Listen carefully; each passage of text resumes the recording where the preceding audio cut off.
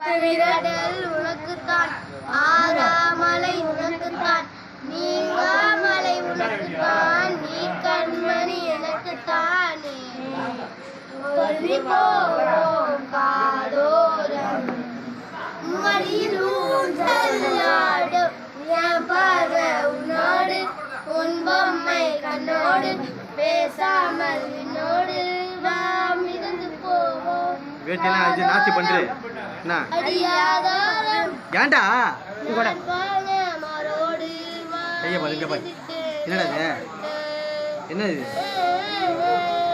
பத்து வீரர் கோலம் போட்டு பூமிய முளைச்சு சுத்திட உன்னை சேர்த்து சேர்த்து இனிக்கும் சாப்பிட தரட்டுமா அந்த அறிவிப்போல் அந்த தருவாய் சின்ன அறிவிக்கும் இன்று சொல்வாய்